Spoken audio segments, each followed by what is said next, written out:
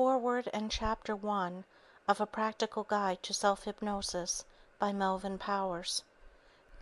Recording by Andrea Fiore.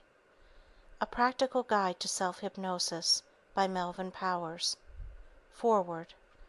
All of us like to think that our actions and reactions are a result of logical thought processes, but the fact is that suggestion influences our thinking a great deal more than logic.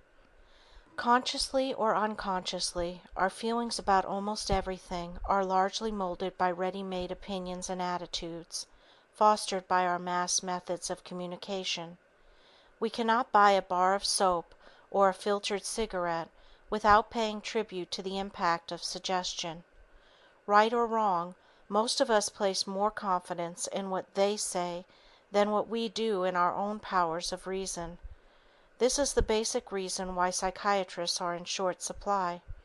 We distrust our own mental processes and want an expert to tell us what to think and feel. Despite this tendency to adopt our attitudes from others, man has always been dimly aware that he can influence his own destiny by directing his thoughts and actions into constructive channels. He has always, to some extent, known that his mind exerts a powerful influence on his body, and that thoughts can have harmful or helpful effects on his emotional and physical health. The ancient Egyptian sleep temples and the attempts by early physicians to drive evil spirits out of the body were both attempts to influence the body through the mind. The unprecedented sale of The Power of Positive Thinking by Norman Vincent Peale and other inspirational literature proves that millions of modern people recognize the efficacy of constructive thoughts. What most of them do not recognize is that they are capable of implanting these beneficial thoughts in their own minds without reference to any outside agencies. This can be done through self-hypnosis. In modern society, we have many cults, religions, and methodologies which have mental discipline as their goal. The best example of a methodology is psychosomatic medicine, which deals with the interrelationship of the mind and body in the production of mental or physical illness. The rapid growth of hypnosis in the last few years is another example, and it is gratifying to see that the emphasis in this field is now shifting from hetero-hypnosis to self-hypnosis. Self-hypnosis is a highly suggestible state wherein the individual can direct suggestions to himself. It is a powerful tool in any therapeutic process, and highly motivated subjects can parallel the success of hetero-hypnosis through their own efforts. Self-hypnosis can be used as a palliative agent and can even afford lasting results in many areas of the organism. Self-hypnosis can alleviate distressing symptoms, substitute strong responses for weak responses, help overcome bad habits, create good habits, and help one's power of concentration. The total personality is eventually changed to the point where it can function adequately in an increasingly difficult environment. In learning self-hypnosis, the subject does not relinquish control of himself as is commonly believed. Actually, more control is gained. Self-sufficiency and self-confidence are inevitable results. It is well to remember, however, that even good things may be overdone, and good judgment is necessary for favorable results. Neither hypnosis nor self-hypnosis should ever be used indiscriminately. The effectiveness of self-hypnosis depends upon many factors. Strong motivation, intelligent application of suggestions, and diligence are prerequisites. We are not suggesting that self-hypnosis can take the place of all forms of psychotherapy. We do recommend it as an adjunct to therapy when indicated. Used judiciously, it can contribute a great deal to the individual's physical and emotional well-being and happiness. As a professional hypnotist for many years, I have seen astounding and apparently miraculous results by individuals using self-hypnosis. Many of these cases seem unbelievable to those not familiar with hypnotic phenomena. It should be remembered, though, that many individuals seek hypnosis only when all other forms of therapy have failed. This is so common that hypnosis has come to be known as a port of last call. Yet despite the seeming hopelessness of such cases, medical literature lists thousands of remarkable recoveries. There is nothing hit or miss about hypnosis. Used intelligently, the results are the same for all those who are properly motivated.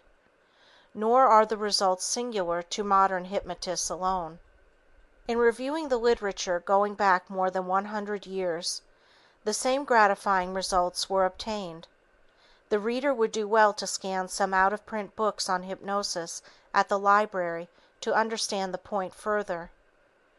This book is written in terms that are comprehensible to the layman. The step-by-step instruction should afford the reader a means of acquiring self-hypnosis. The necessary material is here. The reader need only follow the instructions as they are given. The author wishes to thank Robert S. Starlett, member of the American Medical Writers Association, for his valuable help in the editorial preparation of this book. It is the author's hope that you will, through the selective use of self-hypnosis, arrive at a more rewarding, well-adjusted, and fuller life. Melvin Powers, 12015 Sherman Road, North Hollywood, California, 91605. Chapter 1. What You Should Know About Self-Hypnosis. Hypnosis has been defined as a state of heightened suggestibility in which the subject is able to uncritically accept ideas for self-improvement and act on them appropriately. When a hypnotist hypnotizes his subject, it is known as heterohypnosis. When an individual puts himself into a state of hypnosis, it is known as self-hypnosis. In both cases, the subject has achieved a heightened state of suggestibility. Even in heterohypnosis, the subject really controls the response to suggestions. Actually, all hypnosis is really a matter of self-hypnosis. The subject enters into the hypnotic state when he is completely ready to do so. This may require from one to many attempts before it is achieved. Even if the subject insists that he wants to be hypnotized immediately, he may be resisting hypnosis unconsciously. In self-hypnosis, the same thing usually takes place. The subject is anxious to achieve self-hypnosis, but somehow the state eludes him. What's wrong? It may be that he is unconsciously resisting it, hasn't conditioned himself sufficiently, or has achieved the hypnotic state and doesn't know he is in the state. This last statement may be surprising, but we will examine it in detail a little later on. Most experts agree that about 90% of the population can be hypnotized. My own feeling is that probably 99% can be hypnotized. Who among us is not influenced by suggestion? Aren't we all, as we have seen, influenced by the suggestions of advertising?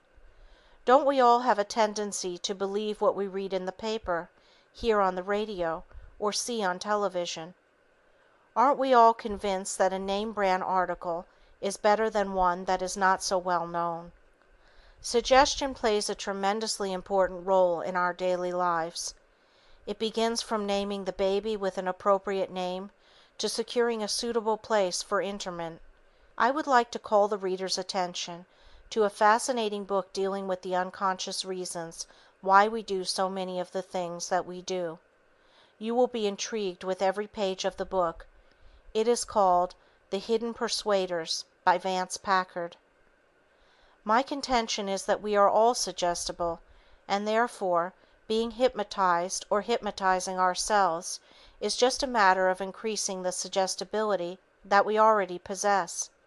Doesn't the hypnotist begin by suggesting relaxation? Doesn't he usually begin by requesting the subject to fix his attention on a particular object? Next, he suggests to the subject that his eyes are becoming heavy and tired.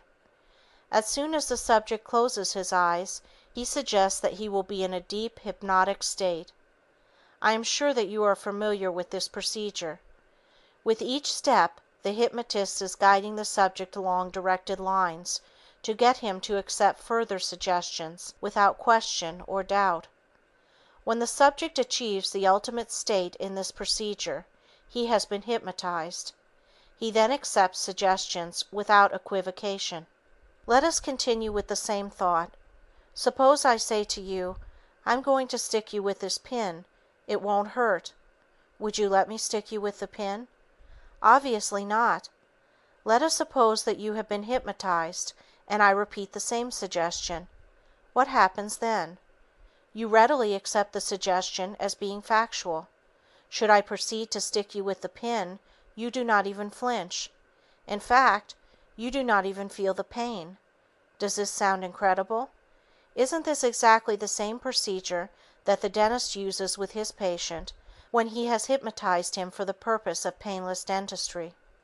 Achieving hypnosis, therefore, is a matter of directing this suggestibility that we all possess into the channels that will finally produce the hypnotic state.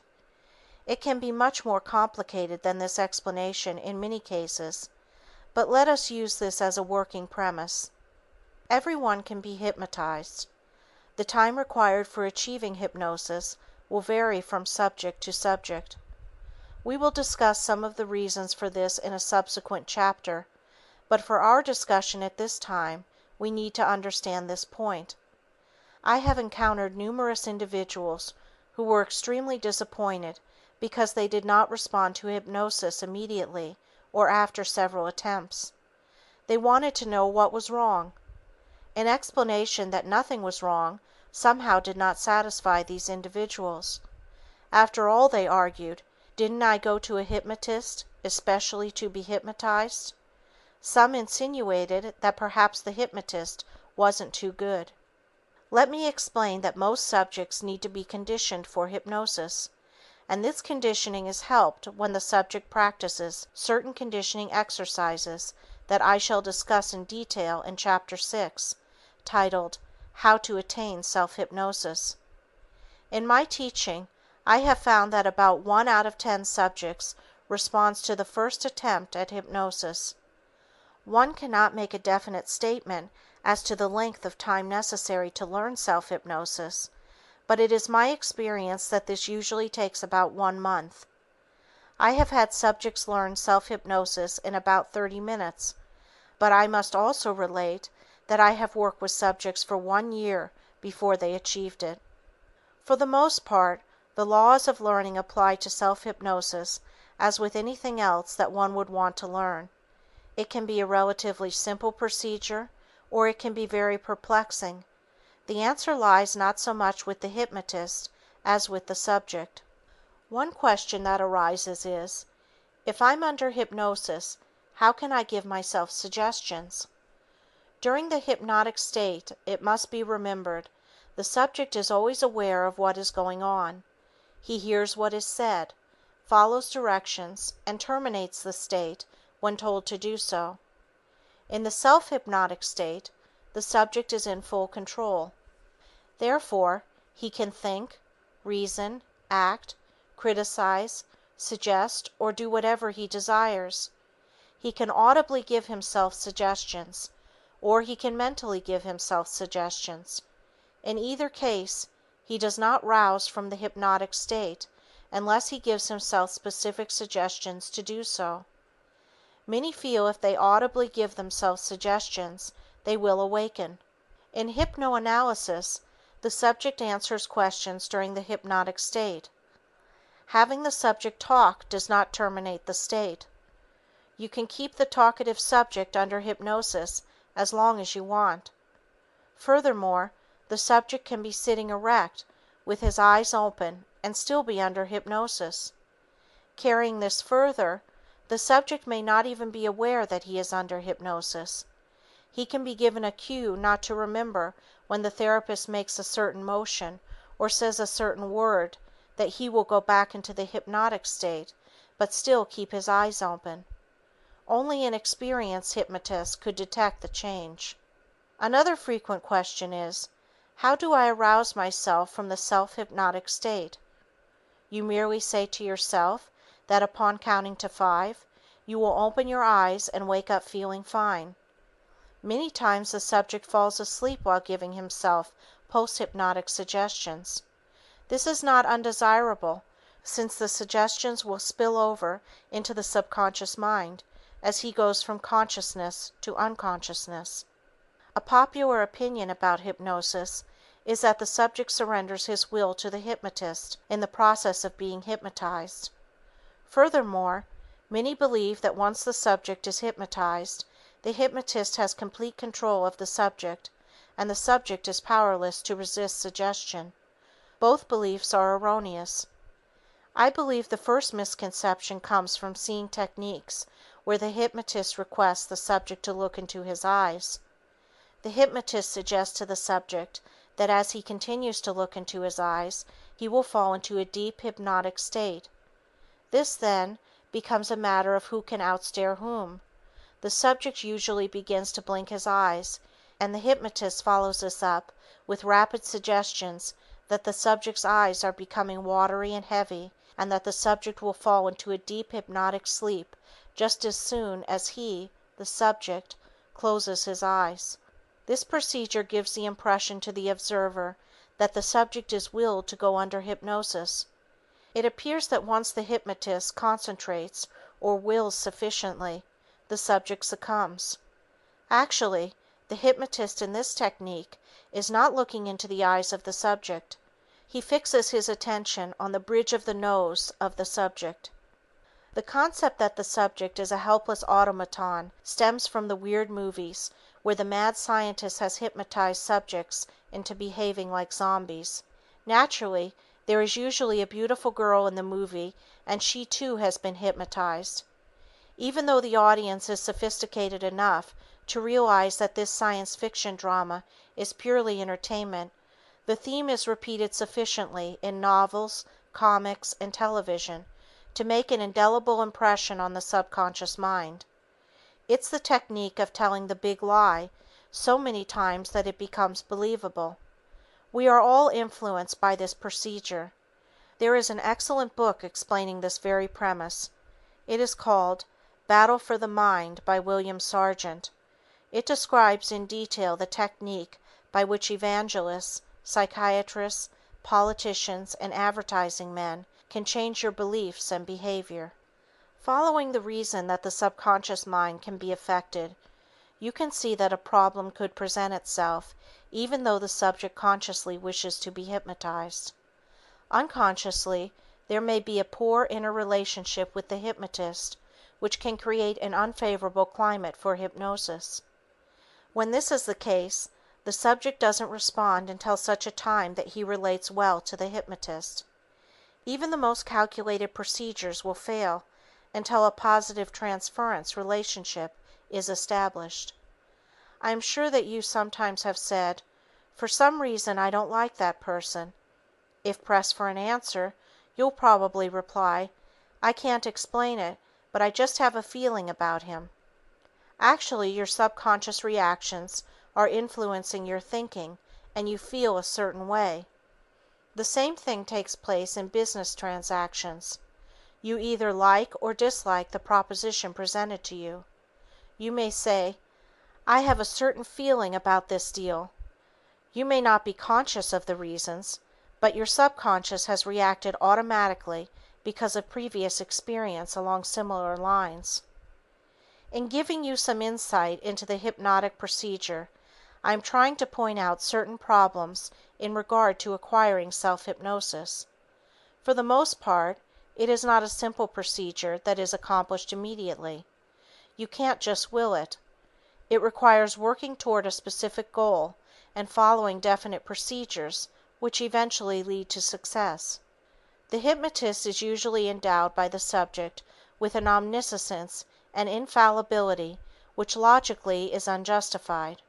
The subject is naturally extremely disappointed if he doesn't respond immediately. If he loses confidence in the hypnotist, he may never achieve hypnosis with this particular hypnotist. I have hypnotized subjects who have been to several other hypnotists without success, and I have had some of my unsuccessful subjects hypnotized by other hypnotists. How and why does it happen? I believe that some of the reasons are so intangible that it would be impossible to explain all of them with any degree of exactitude. I once saw an individual about 12 times who wanted to learn self-hypnosis and had been unsuccessful in every approach. I asked him if he would volunteer as a subject for a class in techniques of hypnosis that I was teaching for nurses. He readily volunteered and showed up at the designated time. Much to my amazement, as well as his own, he responded within a relatively short time, as one of the nurses hypnotized him before the group. She had used a standard eye closure technique, requesting him to look at a spinning hypnodisc that I had previously used with him every time he was in the office. Her manner was extremely affable. She had used the identical technique I had used unsuccessfully, and the subject responded excellently to cap the climax.